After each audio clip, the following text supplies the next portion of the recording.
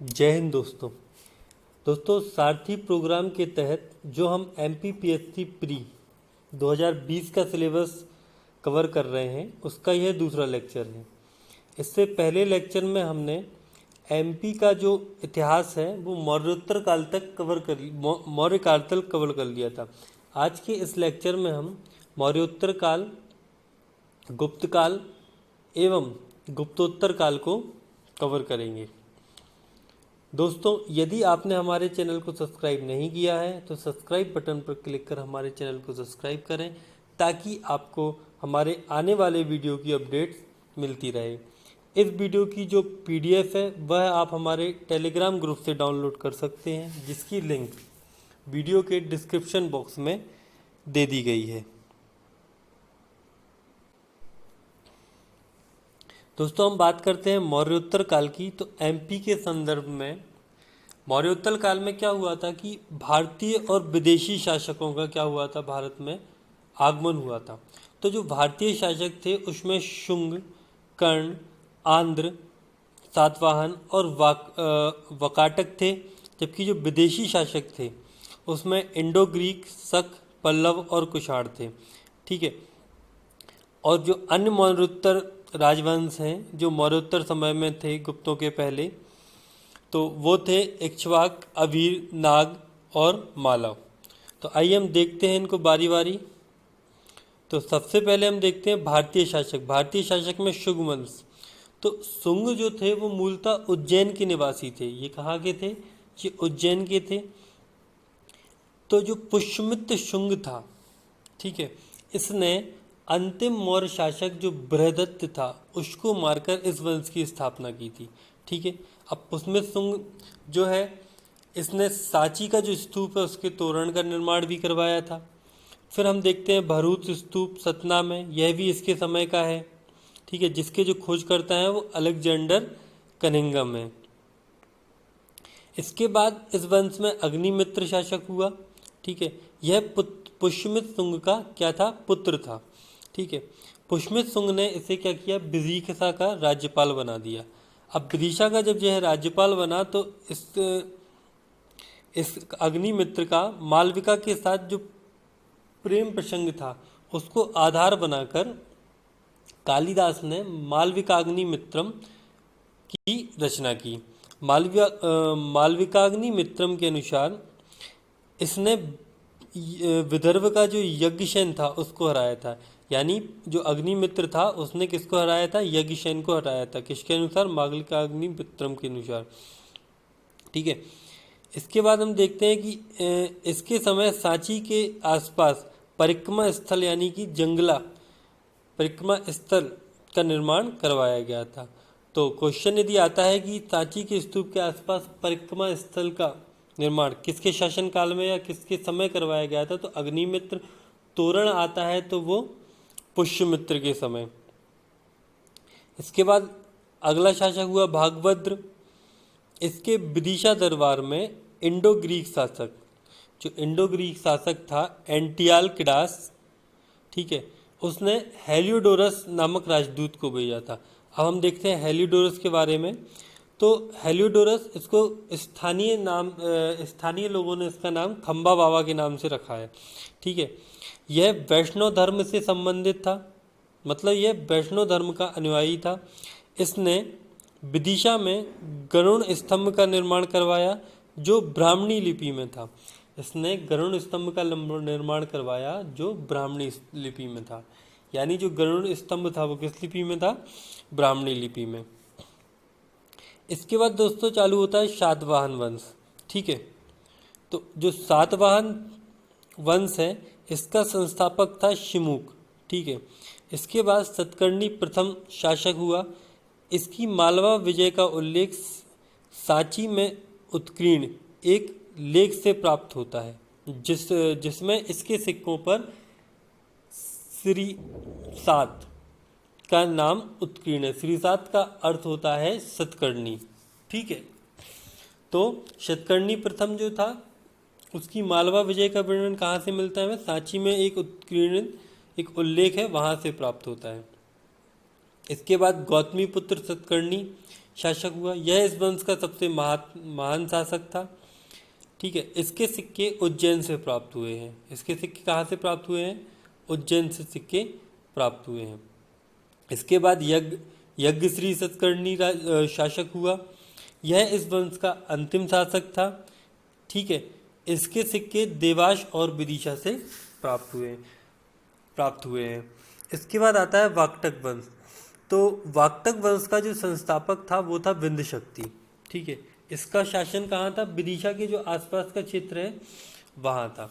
इसके बाद प्रवरसेन विंध्य शक्ति के बाद उसका पुत्र था जो शासक बना। इसके समय में जो याद रखने योग्य बात है वह है कि इसने 4 अश्वमेध यज्ञ करवाए थे। ठीक है, अब जो प्रवरसेन द्वितीय था इसके बाद उसने सेतुवंद काव्य की रचना की थी जो प्राकृतिक भाषा में था, और सर्वसेन द्वितीय जो थी उसने गाथा सप्तशती और हरि विजय की रचना की थी। अब एक नोट करने योग्य बात है कि जो कर्ण वंश है उसकी जानकारी मध्य प्रदेश से नहीं मिलती है। ठीक है, इसके बाद हम देखते हैं विदेशी शासक। तो विदेशी शासकों में सबसे पहले इंडो यूनानी, ये मुख्यतः इन्होंने अपनी जो शासन था वो सियालकोट में स्थापित किया था। ठीक है, मिनेंडर डिमेट्रियस वंश का एक शासक था।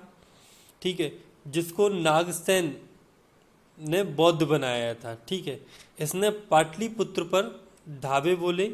इसके सिक्के बालाघाट से प्राप्त होते हैं। तो बालाघाट से किस इंडो यूनानी शासक के सिक्के प्राप्त होते हैं? तो वो उसका आंसर क्या होगा? आंसर होगा मिनेंडर। ठीक है, इसके बाद इसके समकालीन एक जो रोमन शासक थे उसके सिक्के भी मंदसौर से प्राप्त होते हैं। इसके बाद आते हैं शक वंश। तो पश्चिमी चीन से भारत आने वाले शकों ने भारत में अनेक स्थानों पर राज्य किया। क्या था कि जो ये शक थे यह पश्चिमी चीन से आए थे। इनकी टोटल 4 शाखाएं थी, जिसमें से मध्य प्रदेश में के संदर्भ में उज्जैन और नासिक के जो शक हैं वही महत्वपूर्ण थी, उनके बारे में हमें पढ़ना है। तो छहरात वंश, इन्हें नासिक के शक के नाम से जाना जाता है। इस वंश में भूमक और नहपान 2 प्रसिद्ध राजा हुए। ठीक है, एक संघर्ष के दौरान गौतमीपुत्र सतकर्णी ने नहपान की हत्या कर दी। जुगलतंबी शिवपुरी से नहपान के क्या होते हैं? सिक्के प्राप्त होते हैं। इसके बाद आता है कार्दमक वंश, यह मालवा के शक के नाम से जाने जाते हैं। ठीक है, स्थापना चष्टन ने उज्जैन में की थी। ठीक है, तो कार्दमक वंश की जो स्थापना थी वो किसने की थी? चष्टन ने की थी उज्जैन में। इसके बाद इस वंश का शासक हुआ रुद्रदामन। यह इस वंश का प्रतापी राजा था जिसने मध्य प्रदेश में सर्वप्रथम तिथि युक्त चांदी के सिक्के चलाए। मतलब मध्य प्रदेश में सर्वप्रथम तिथि युक्त चांदी के सिक्के किस शासक ने चलाए या फिर किस वंश के शासक ने चलाए? तो वंश का नाम कौन सा होगा? शक वंश। यदि कार्दमक आता है ऑप्शन में तो कार्दमक लगाएंगे। और मालवा का शक, ये भी हमें याद रखना है। ठीक है, और जो नाम है वो कौन था? रुद्रदामन था। ठीक है, जिसने क्या किया था? तिथि युक्त चांदी के सिक्के चलवाए थे। इसके बाद हम देखते हैं गिरनार अभिलेख के अनुसार रुद्रदामन ने सुदर्शन झील का निर्माण भी करवाया। तो सुदर्शन ने क्या करवाया? सुदर्शन झील का निर्माण करवाया था। किसने? रुद्रदामन ने। किस अभिलेख के अनुसार? गिरनार अभिलेख।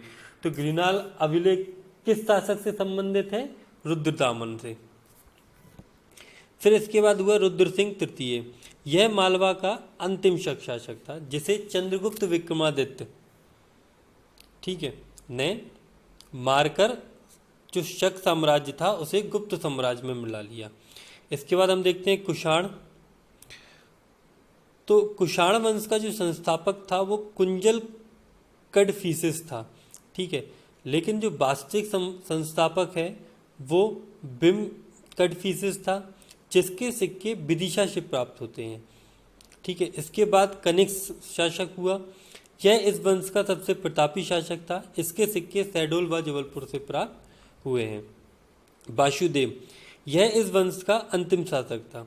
जिसके सिक्के भी जबलपुर से प्राप्त होते हैं। ठीक है, अब भेड़ाघाट से कुषाण कालीन 2 मूर्ति लेख व बौद्ध प्रतिमा प्राप्त हुई है। ठीक है, नोट, मध्य प्रदेश में पल्लव वंश की जानकारी प्राप्त नहीं होती है। ठीक है, इसके बाद हम देखते हैं अन्य मौर्योत्तरकालीन राजवंश।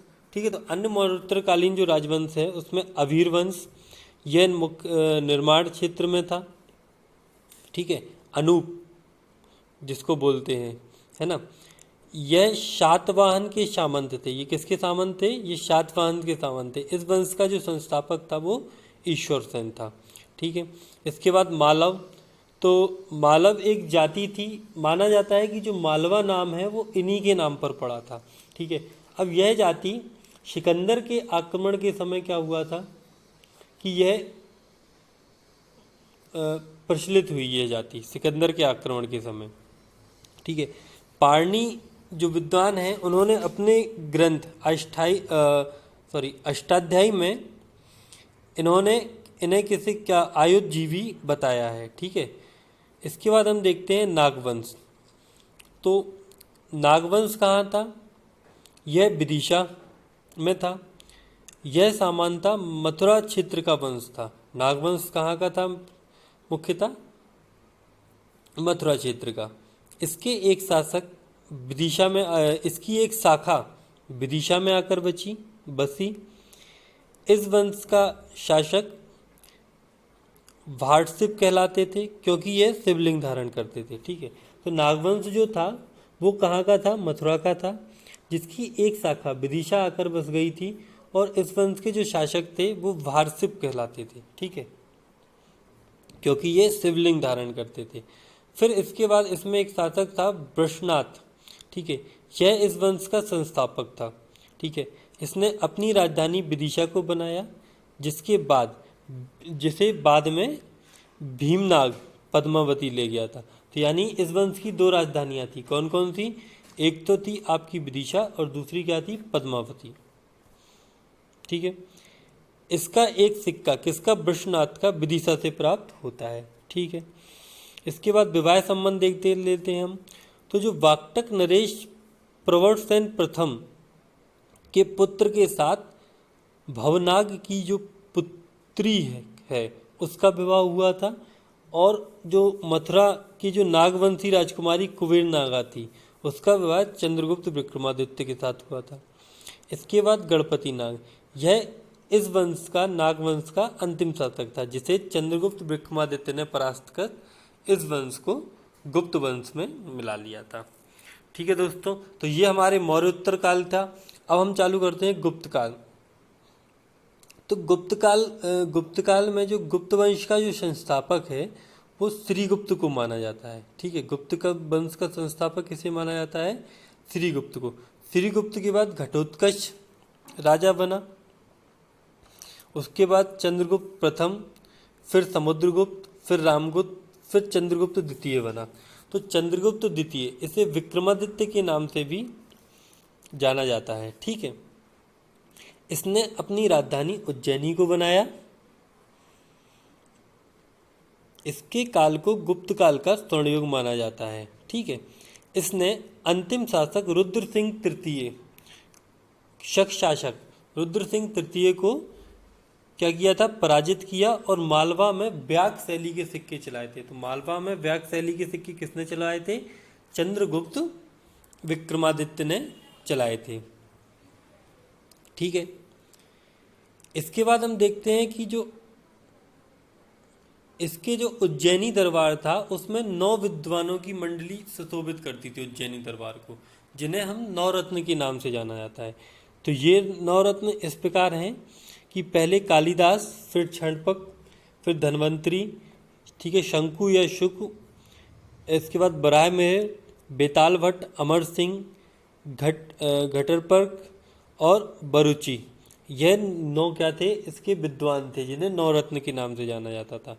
ठीक है, अब ग्वालियर के जो तैमूर अभिलेख है उसमें एक शासक है कुमारगुप्त, जिसको शरदकालीन सूर्य की भांति बताया गया है। ठीक है, इसके बाद हम देख लेते हैं चीनी यात्री फायान भी किसके समय आया था? विक्रमादित्य के समय आया था। इसने विक्रम संवत का प्रारंभ किया था। ठीक है। अब इसके बाद भानुगुप्त, तो भानुगुप्त इसके समय क्या हुआ था कि एक एरण अभिलेख प्राप्त हुआ था। तो एरण अभिलेख से सती प्रथा के प्रथम लिखित प्रमाण प्राप्त होते। देखिए एरण अभिलेख से कई सारी चीज़ें अलग अलग राजाओं से संबंधित प्राप्त होती हैं। एरण अभिलेख से जो भी डाउट्स हैं वो मैं आपको एक अलग से लेक्चर बना के जिसमें एरण अभिलेख के बारे में बता दूंगा, जिसमें कई सारी चीज़ें प्राप्त होती हैं, तो वो हम देख लेंगे। ठीक है। इसके बाद हम देखते हैं गुप्तकालीन मंदिर मध्य प्रदेश में। तो उदयगिरी के जो गुहा मंदिर हैं का निर्माण वीरसेन ने करवाया था, जो किस काल से संबंधित है, गुप्त काल से संबंधित हैं। ठीक है।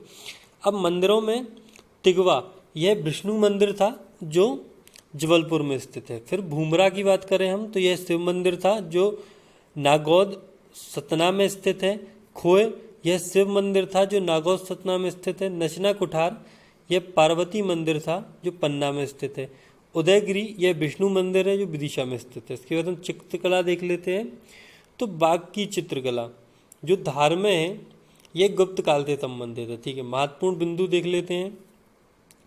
तो विदिशा संग्रहालय में स्थित एक मूर्ति से रामगुप्त की ऐतिहासिकता का पता चलता है। ठीक है। रामगुप्त की ऐतिहासिकता क्या है, जब मैं आपको एंशियंट हिस्ट्री पढ़ाऊंगा तब मैं आपको बताऊंगा कि रामगुप्त की ऐतिहासिकता क्या था। तो अभी केवल इतना देखना है कि तो विदिशा में एक संग्रहालय है जहाँ से रामगुप्त की ऐतिहासिकता का पता चलता है। इसके बाद हम देखते हैं कुमारगुप्त की एक मंदसौर प्रशस्ति के अनुसार, ठीक है, बंधु वर्मा ने सूर्य मंदिर को दान में दिया था। ठीक है। तो बंधु वर्मा करके एक शासक था वर्मा वंश का, जिसने क्या किया था, सूर्य मंदिर को दान दिया था। इसके बाद हम देखते हैं हूणों का आक्रमण। तो हूण थे कौन, तो हूण मध्य एशिया की एक बर्बर जनजाति थी। ठीक है। खुशनवाज, तो खुशनवाज यह प्रथम आक्रमणकारी था जिसे स्कंदगुप्त ने हराया था। यहाँ मैं नहीं है, यहाँ न है, सही कर लेना, ये न, जिसे स्कंदगुप्त ने हराया था। इसके बाद तोरमाड़, यह दूसरा आक्रमणकारी हुआ। ठीक है। वराह प्रतिमा अभिलेख एरण से प्राप्त होता है। ठीक है। इस अभिलेख से इसकी उपस्थिति का पता चलता है, किसकी, तोरमाड़ की। ठीक है। अब इसके बाद हम देखते हैं यहाँ से एक महाराजाधिराज की उपाधि का सिक्का भी प्राप्त होता है, किसका, तोरमाड़ का। इसके बाद मेहरकुल, यह तोरमाड़ का पुत्र था। इसके ग्वालियर अभिषेक से पता चलता है कि इसने मंदसौर में सूर्य मंदिर बनवाया था। ठीक है। इसके बाद हम देखते हैं गुप्तोत्तर काल। तो गुप्तोत्तर काल में सबसे पहले आता है वर्धन वंश या पुष्यभूति वंश। ठीक है। तो गुप्तों के बाद स्थानेश्वर में पुष्यभूति वंश की स्थापना हुई। ठीक है। मध्य प्रदेश का मालवा क्षेत्र इस वंश के अंतर्गत आता था। ठीक है। हर्षवर्धन, तो यह इस वंश का प्रख्यात शासक हुआ। जब यह अपनी बहन राजश्री को खोजने विंध्य के जंगलों में आया तब मध्य प्रदेश का कुछ भाग इसके अधीन हो गया था। ठीक है। अब इसके समय चीनी यात्री हेनसोंग भारत आया था। खजुराहो से प्राप्त एक मूर्ति पर हर संवत 218 की तिथि मिलती है। ठीक है। इसके बाद आता है वल्लभी का मैत्रक वंश। तो पहले यह क्या थे कि गुप्तों के क्या थे, अधीन थे। बाद में जब गुप्त साम्राज्य का पतन होने लगा तो इन्होंने क्या किया, अधीनता को अस्वीकार करते हुए स्वतंत्र साम्राज्य की स्थापना की।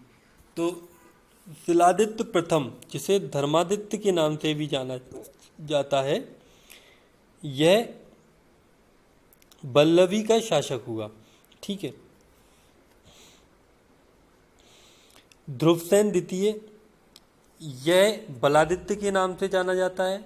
इसका एक रतलाम में ताम्रपत्र प्राप्त हुआ है, जिससे पता चलता है कि इसने क्या किया था, मालवा पर अधिकार किया था। इसके बाद देखते हैं हम वर्मा वंश। तो यह वंश समुद्रगुप्त के समकालीन था, जिसने मालवा पर शासन किया। ठीक है, तो वर्मा वंश किस क्षेत्र में था? मालवा के क्षेत्र में। अब जो वर्मा वंश का जो वो था शासक सिंहवर्मन, इसके दो पुत्र हुए। एक था चंद्रवर्मन, इसने मारवाड़ पर राज्य किया, और दूसरा था नरवर्मा। ठीक है, इसके भी दो पुत्र हुए। ठीक है, पहला पुत्र था बंधुवर्मन, यह कुमारगुप्त के समकालीन था। इसने दसपुर में, ठीक है, जूला शेरनी का सूर्य मंदिर दान दिया था। ठीक है, और दूसरा पुत्र कौन था? भीमवर्मन। इसके बाद हम देखते हैं मैकल का पांडव वंश। ठीक है, तो मैकल जो है वो अनूपपुर के जो आसपास का क्षेत्र है वो मैकल के नाम से जाना जाता है। ठीक है, तो इस वंश की जो जानकारी है, ठीक है, किस वंश की? मैकल वंश की। वो राजा नागवल के बसनी ताम्रलेख से प्राप्त होती है। ठीक है, इस वंश का जो प्रथम राजा जयवल और उसका पुत्र बस राज्य जो था वो गुप्तों के सामंत थे। इसके बाद नागवल, जो कि किसका पुत्र था? बस राज्य का पुत्र था, वो राजा बना। इसकी पत्नी थी इंद्र भट्टारिका। ठीक है, जिससे भरतवल की प्राप्ति हुई, और जो इस वंश का अंतिम शासक था। ठीक है, तो दोस्तों यहाँ पे हमारा गुप्तोत्तर काल तक खत्म हो गया है। इसके बाद कल हम राजपूत काल और अन्य जो राजवंश हैं उनको पढ़कर हम एंशियंट वाला पोर्शन खत्म करेंगे, और परसों से हम चालू करेंगे मिडाइवल का पोर्शन।